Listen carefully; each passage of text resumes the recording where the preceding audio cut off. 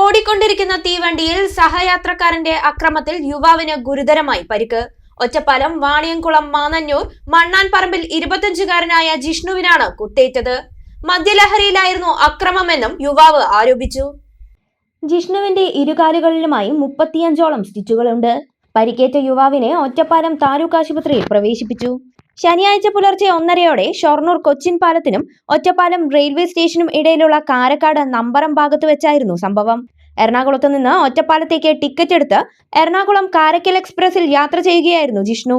Shoranur railway station പിന്നിട്ടതോടെ തൊട്ടടുത്ത സ്റ്റോപ്പായ ഒറ്റപ്പാലത്തിറങ്ങാനായി ജിഷ്ണു സീറ്റിൽ നിന്ന് എഴുന്നേറ്റു. ഈ സമയം ട്രെയിനിന്റെ തറയിൽ മദ്യലഹരിയിൽ കിടക്കുകയായിരുന്ന ഒരു വയോധികന്റെ ദേഹത്ത് ജിഷ്ണുവിന്റെ കാൽ തട്ടിയെന്ന് ആരോപിച്ചായിരുന്നു അക്രമം. പ്രകോപിതനായ വയോധികൻ ജിഷ്ണുവിനെ ആയുധം ഉപയോഗിച്ച് കുത്തി പരിക്കേൽപ്പിക്കുകയായിരുന്നുവെന്ന് ജിഷ്ണു പറഞ്ഞു.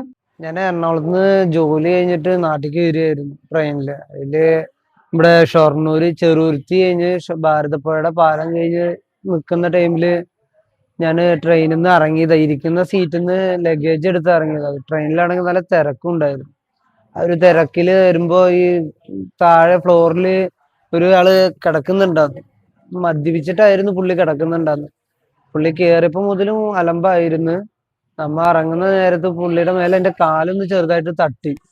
എന്നുവെച്ചാൽ അത്രയും തിരക്കിന്റെ ആൾക്കൂട്ടത്തിന്റെ ഇടയിൽ നമ്മൾ ഇറങ്ങുമ്പോ എന്റെ കാല് ആളുടെ മേലെ തട്ടി. അതിലാള് പ്രലോഭനായിട്ട് ആള് നേരെ കത്തിയെടുത്ത് ആദ്യം കാലുമേക്ക് ഈ കാലിക്ക് ആദ്യം ഒന്ന് വെട്ടി. അത് കഴിഞ്ഞിട്ട് അപ്പൊ തന്നെ ഞാൻ പിടിച്ച് തള്ളുകയും അവിടെ ഉണ്ടാകുന്ന കൂടി ഉണ്ടാകുന്ന ബാക്കിയുള്ളവരെല്ലാരും പിടിച്ചു തള്ളുന്നതിന്റെ ഇടയില് ആള് കത്തിയെടുത്തിട്ട് ഈ ഇടത് തൊടയമേ കുറെ കീറി. അതില് എനിക്കും ബാക്കിലേക്ക് ഉണ്ടാകുന്ന ഒരു സ്ത്രീക്കും സ്ത്രീയുടെ കാലുമേയും കത്തി കൊണ്ട് മുറിയാവുകയും ചെയ്തു. എന്റെ ഈ കാല് ഇവിടുന്ന് ഇതുവരെ പൊട്ടുകയും ചെയ്തു, കീറുകയും ചെയ്തു. സംഭവത്തിൽ ഷൊർണൂർ റെയിൽവേ പോലീസ് കേസെടുത്ത് അന്വേഷണം ആരംഭിച്ചിട്ടുണ്ട്. പ്രതിക്കായുള്ള തിരച്ചിൽ ഊർജിതമാക്കിയതായി പോലീസ് അറിയിച്ചു.